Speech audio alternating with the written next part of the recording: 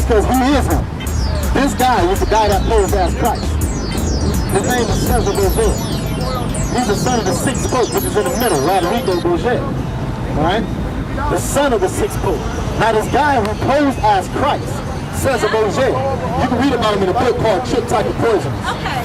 Or Life and Times of Cesar Borgia. You found out about this man in this book, right? He was a known poisoner. Right? He was a known poisoner. He was also a murderer. He killed his own brother-in-law, the Duke of France, to sleep with his own sister. Alright? You know who his lover was? Leonardo da Vinci. Latin word means that was his lover. Yeah. Leonardo da Vinci. This is where you get the so-called Da Vinci Code. That's why the same guy is in this picture 3 times. In the Last Supper scene. When you get the original picture, there's even no women in it. But on his, there's a woman in there twice. You know why? Because he painted him so much. He loved this man so much, Leonardo da Vinci. He painted him as Christ, and he painted him in the Last Supper scene 3 times. And painted his sister Lucretia in there 2 times. This is what he did. This is what he did. This is what has happened. This is what makes you lose. So what happened is now you get a bunch of people, right? You go to China, what you gonna find a whole bunch of people that's Buddhists, so, right? Bunch of Buddhists. So I go to Iraq, I'm gonna find a whole bunch of what? Muslims, right? Or Islam, right? No different if I go to India, I'm gonna find a bunch of what? Hindus, right? But guess what? When it comes to us as black people, you get one black family of 5. You know what you have?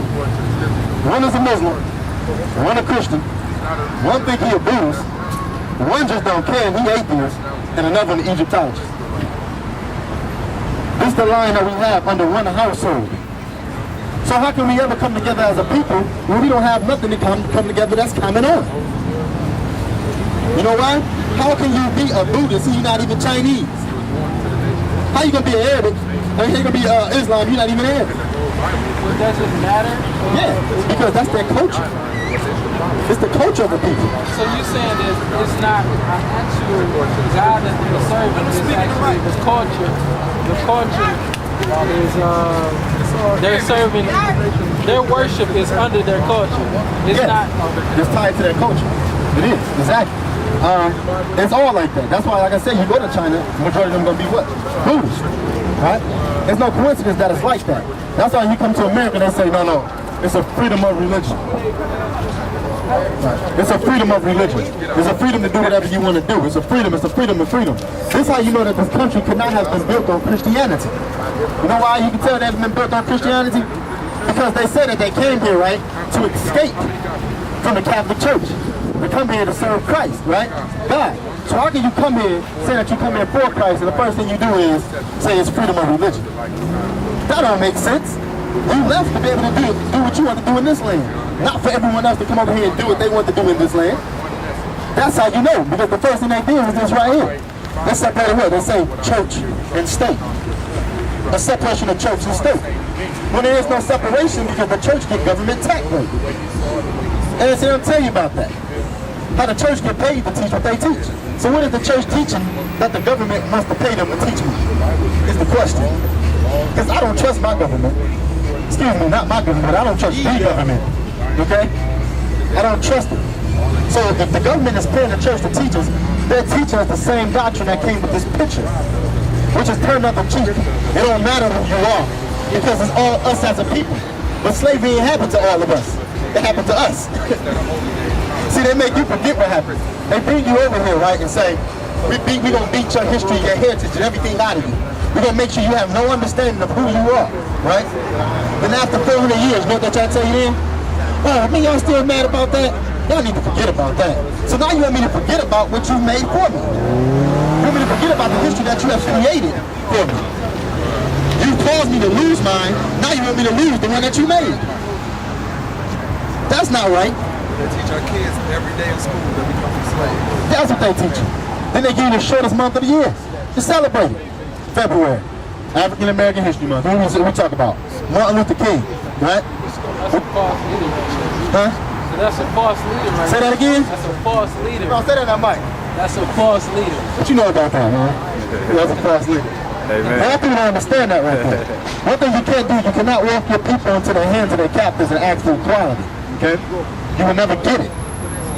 That's why, once again, if you look at it, you got people that didn't even go through anything, and they get the reparations. Now, the first thing we'll think is, why do we want anything? Why do we need anything? But once again, is we have a generation that's continually doing the same thing over and over. Nobody have an answer, but don't nobody want to give anything. And everybody walks by, but everything is getting worse. It's getting worse every day.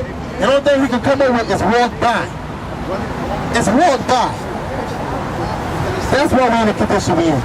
Because instead of teaching the people the truth, what we want to do? We want to sweep it under the rug. Act like it never existed. Don't you think that's what they want you to do? They want you to act like it never existed. So you can be like, forgive us, tell us in the back. It's okay. That wasn't a long time ago. People make it seem like that was a long time ago. That wasn't long. That was just last week in that sense, you know what I mean? My dad was around and Martin things like. That's how we know. So what we're trying to get to is this right here. Our job is to come out here and teach the people truth in entirety. Not partial truth. Not truth that they think that is truth. Because a lot of times this is what happens. When you hear someone talking and start giving the truth, you can hear where it comes from.